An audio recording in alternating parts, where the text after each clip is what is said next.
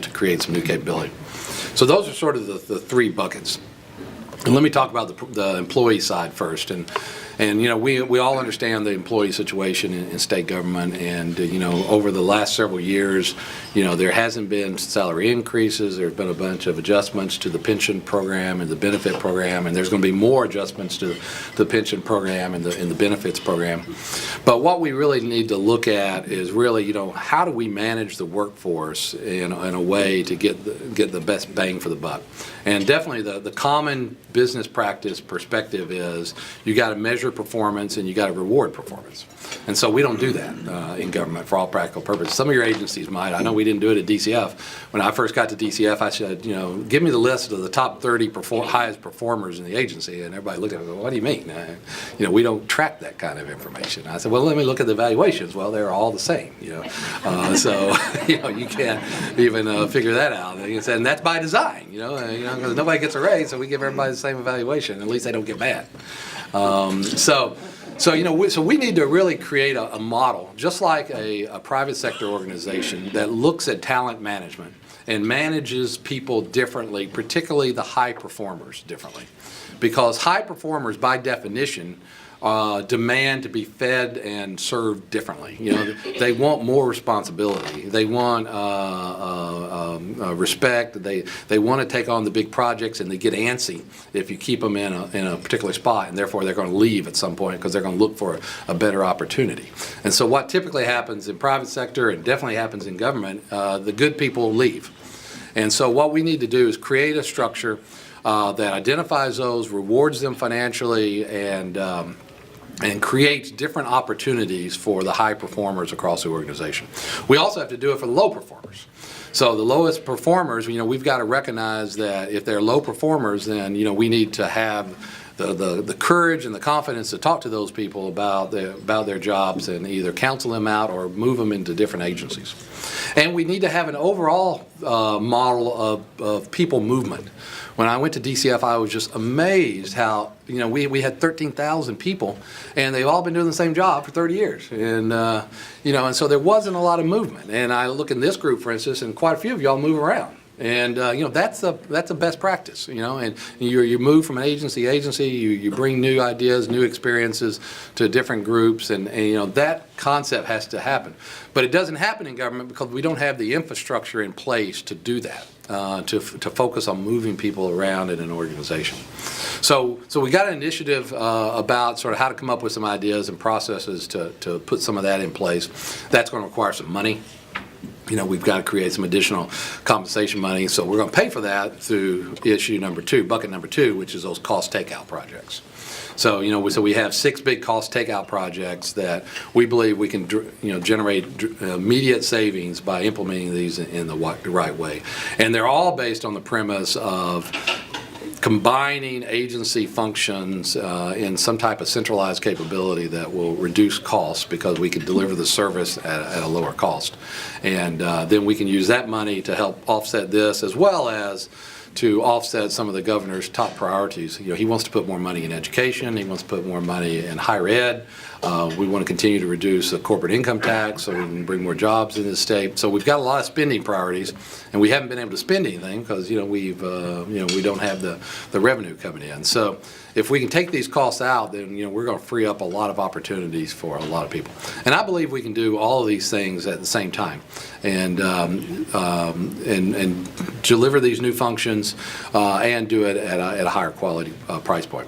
So, you know, what are those projects? You know, one is strategic sourcing.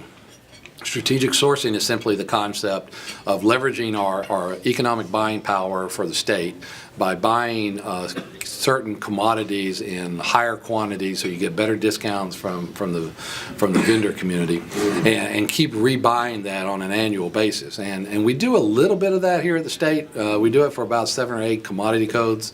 Our analysis shows there's about 30 commodity codes that we really could do this very aggressively.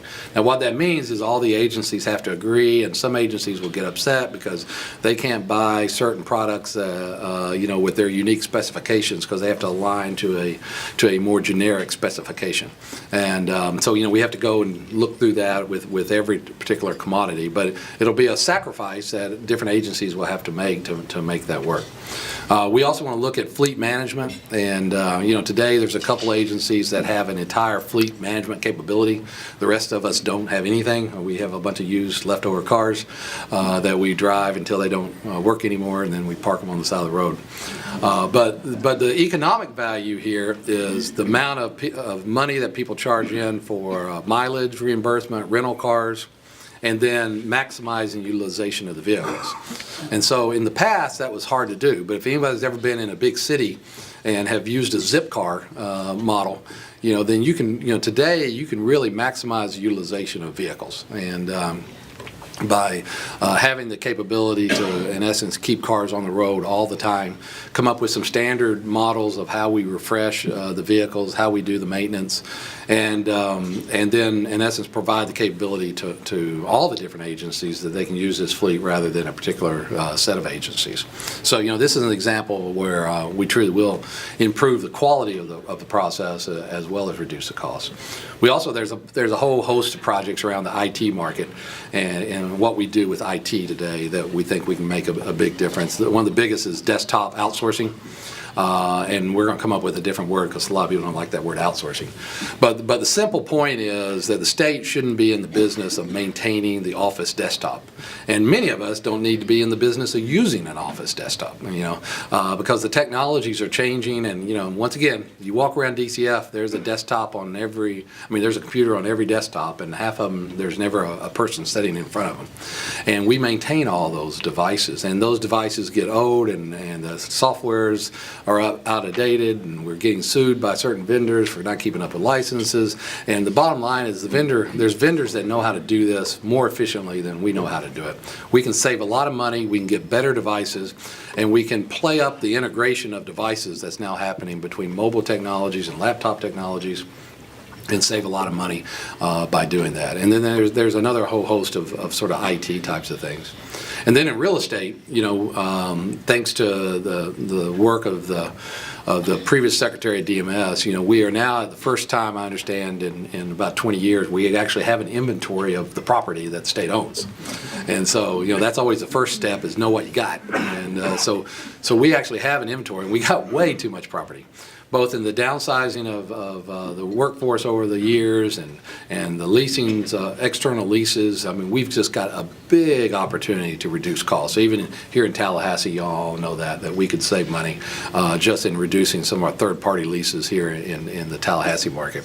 And then also with the advent of the technologies, we've got way too many people don't even need an office.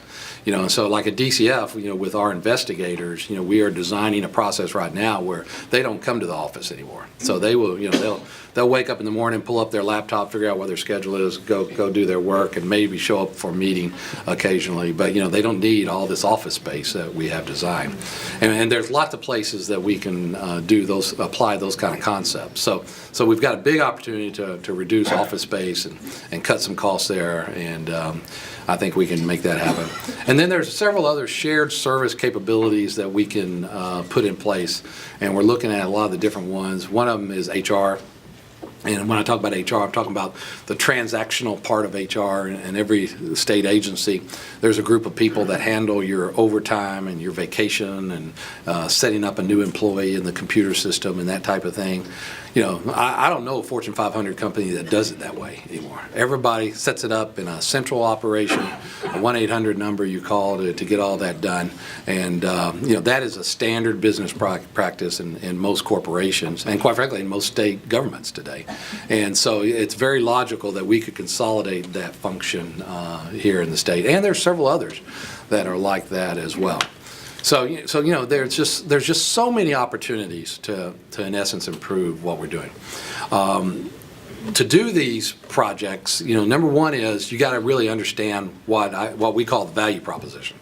what is the business case of doing it? And the biggest challenge in the state of Florida to ever drive efficiencies is no one can figure out what it costs to do anything in the state, because we have no financial system that shows you all the costs. And so, you got to have lots of accountants and auditors to go figure out what it costs to do something.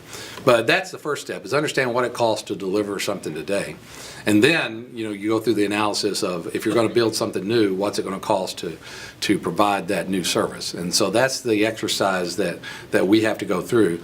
And in most cases, the premise is, how do you do it differently?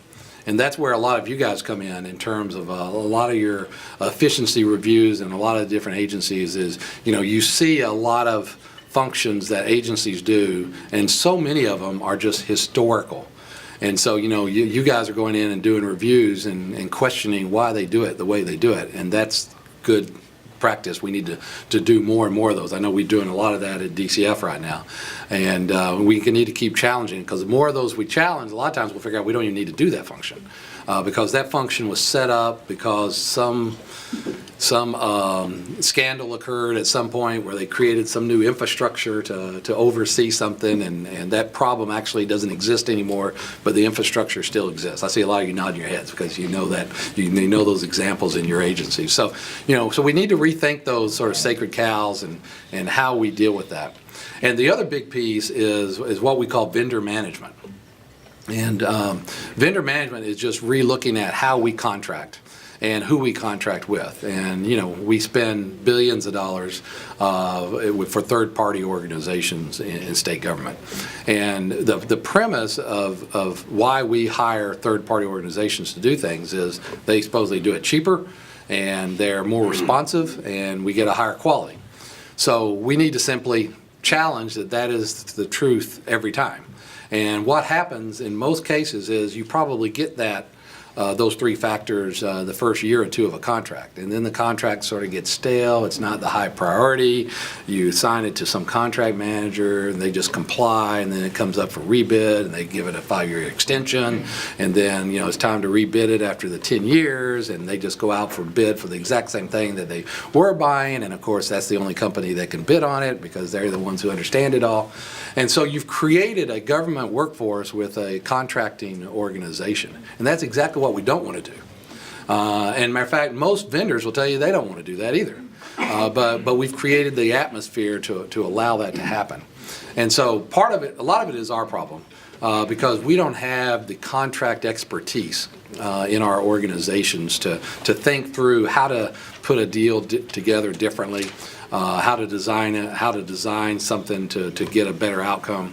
We also don't have the negotiations expertise when we come into these vendors. I was a vendor, and I flew from city to city, and every day I was negotiating with somebody else. I did it every day, so I knew when I walked into a state, I was pretty good at this. I had my 10 plays I was going to run, and this guy, I was walking into me. This is the one contract he negotiates every 2 years. So he's not as fresh and not as nimble and not up on all the latest techniques like I was when I was a negotiator. So we've really got to refresh and enhance our negotiation skills. If you look at the federal government's actually pretty good at this.